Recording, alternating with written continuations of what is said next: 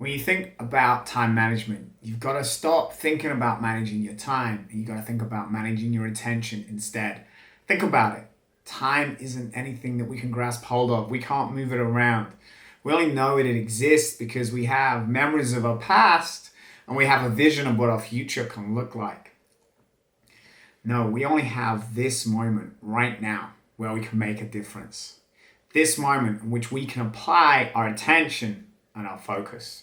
If you master that, then you can master any area of your life, your business, your relationship, your finances. It all comes down to the ability to manage your intention. I'm Alex Knight and I'm the Inner Coach. And I help clients all around the world, business owners and entrepreneurs, make their passion the source of wealth. And in this video, I want to share with you how you can master your attention, some principles that if you apply them in your life will make a huge difference to the outcomes that you're getting. Principle number one is get rid of the to-do list. They don't work. To-do lists are ancient. If you go to Egypt and look in the pyramids, you will find to-do lists carved in hieroglyphics. Like to-do lists might have been fine 100, maybe 200 years ago, but how much more complicated is life right now? Every year there's something new coming out.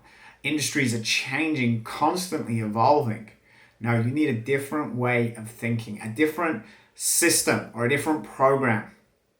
When I first started out as a coach, I got invited to put a presentation to a group of store managers. I was super excited. But at that time, I used to do to-do lists all the time. I was managing my time. I had a to-do list on my phone. I had a to-do list on my iPad. And I created all these to-do lists and forgot what my outcome was for that meeting. My outcome was to create a presentation that would show them how resourceful they can be, how they could overcome the fact that they were getting pounded by the competition at the time in sales, how they could initiate great sales. But because I was managing my life through to-do lists and I was really excited about ticking things off, I lost sight of my vision. You see, instead of starting with what do you have to do on your to-do list, start with a vision of what you wanted to create. That first meeting was terrible. But once I realized my mistake, I started thinking about the vision. What did I want that vision for that talk to be? Well, my vision was to help them see how resourceful they could be as managers, how much they could achieve, what they could do. So first of all, get yourself a vision. Second of all, you want to make sure you've got drive to see that vision through. Another story from earlier in my life, before I became a coach, I was part of a business called Three. They would sell mobile phones and mobile phone services. And Apple were just coming into the market in Australia. And they were going to launch their iPhone with 2 or 3 of our competitors, but we weren't going to have the iPhone. And as managers at that business, we were concerned that our sales were going to get crushed. But actually the opposite happened because our leader, the CEO at the time, he said, if Apple think they can come here and sign exclusive deals with other telcos and not include us, we're going to show them that we own this market. We're going to show them that we know how to sell data on a mobile. Now, data plans are normal now, but back then it was quite a strange concept. People weren't thinking about watching movies or TV shows on their phone. They weren't thinking about doing Zoom calls or Skype calls on their phone or using even social media. But we were well ahead of the curve and we were selling phones on that basis.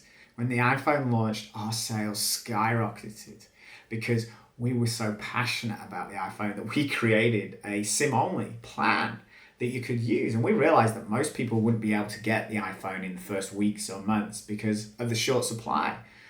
And we were right. People bought the iPhone overseas and brought it to Australia. And we sold them a plan they could use with that phone. Apple actually mystery shopped us on these plans. And they were so impressed by the way we solved it that the next rollout for the iPhone, they begged us to be part of it.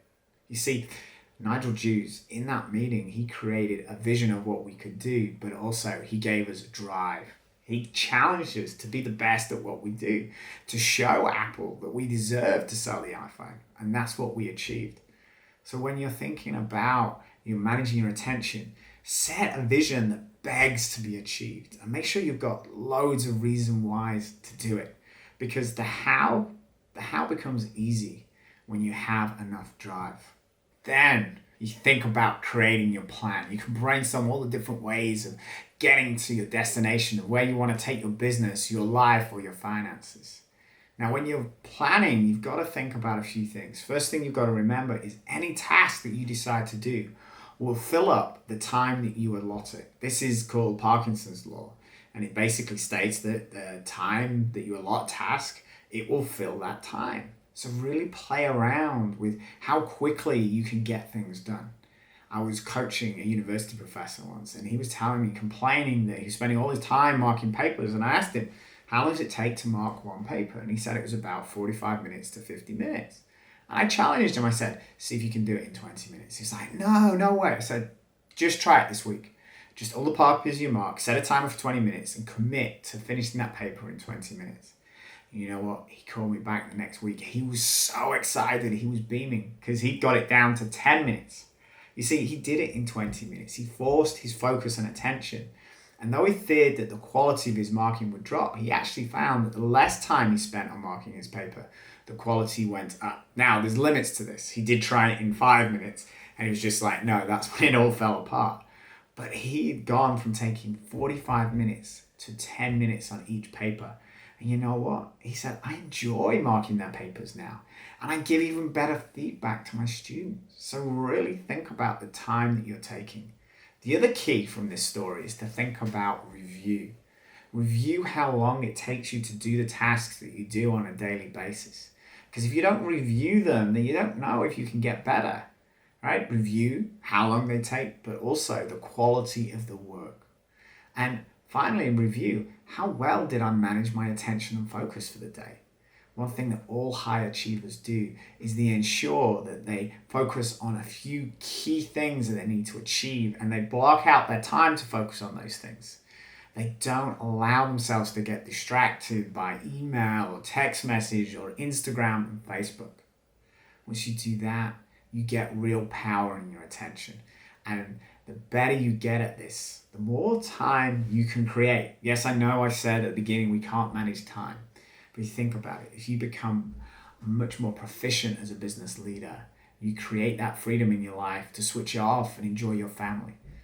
Another client of mine first came to me. He wasn't able to spend time with his family, with his kids. He was a top salesperson at an insurance firm. And while he crushed it and earned enough money to afford a really beautiful lifestyle for his family, he didn't think he could enjoy it.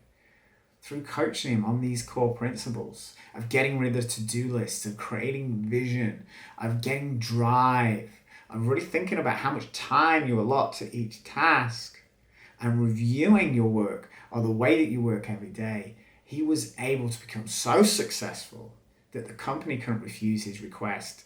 He could then start to ask for juniors to help on his account. He, instead of taking 4 weeks holiday, which was the maximum anybody took at that firm at the time, he was taking 3 months off a year. Think about that. It's not that we don't come better at managing our time so that we can just be more efficient. No, we want to become better at managing our attention so we can become who we truly want to be. You see, he went from being the angry and upset dad because he wasn't able to spend time with his kids, the non-present dad, to being present and being there with his kids.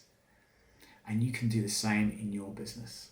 If you've got any questions about managing your attention, your focus, then please check out my website, The Inner Coach, or send me a question through the comment box below. And remember, whatever it is you're doing in life, you've got this, and I believe in you.